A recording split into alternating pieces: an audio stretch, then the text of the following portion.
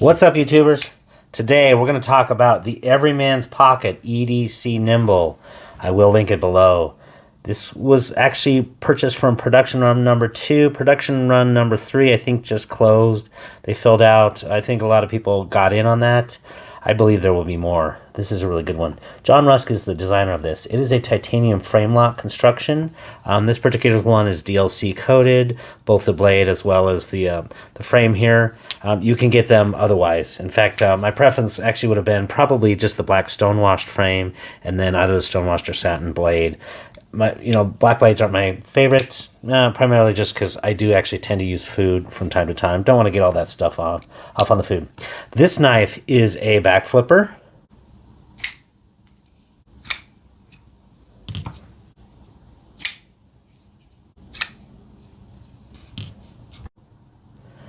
A thumb hole deployer.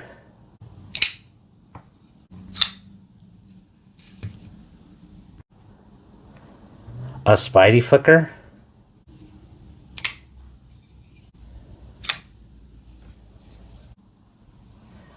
a stupid deployer,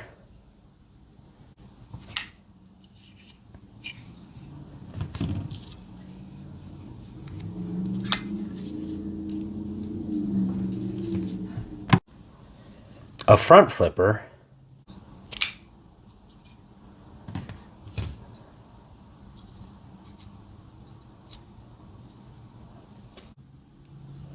but not an inertial deployer.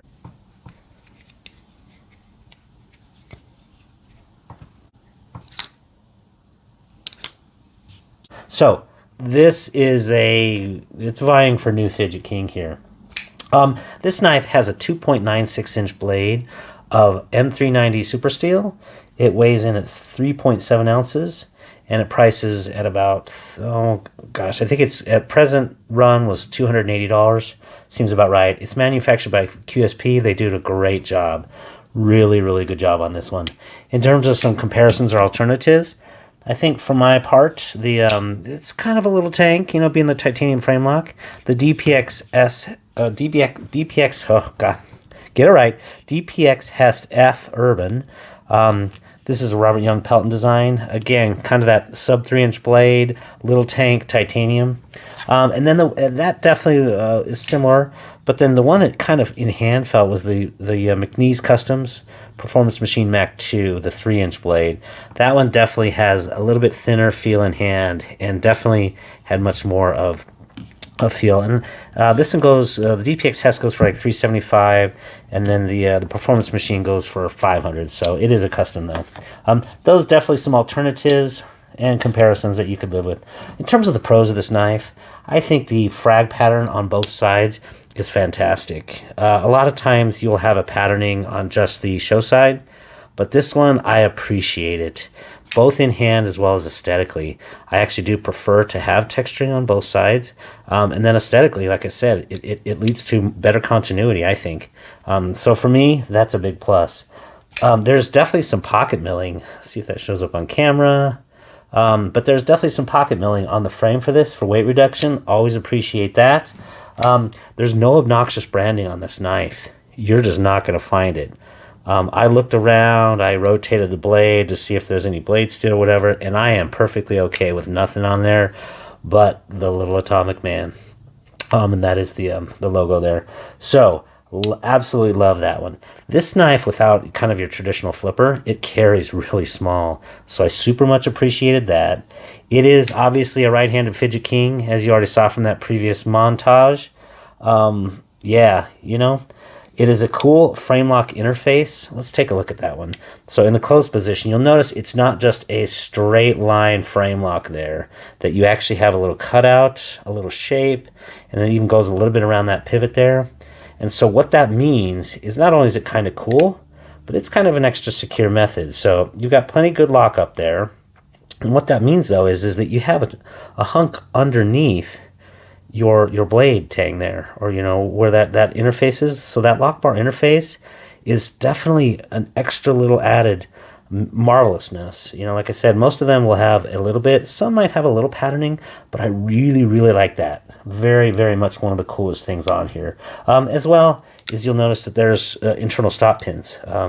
So those actually, again, DLC coded, might not show so well on camera, but there are internal stop pins there, and that provides for the, you know, no stop pins getting in the way on any of this stuff. So very, very well thought out construction.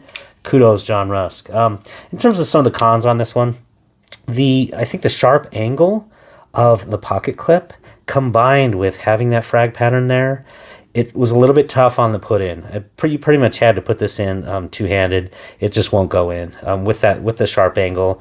You know, again, if it were maybe more rounded, it might go well, I guess. But just in combination with that frag pattern, you got, you know, kind of ruffles against the jeans, and it just doesn't go in one-handed. So a little bit of a negative on that one. The ergos are good. You have this nice front finger choil.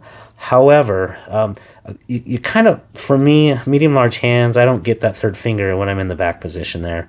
It just kind of trails off. By the way, another good thing I guess I just forgot was the I love the kind of the hidden in lanyard pin there, or lanyard hole.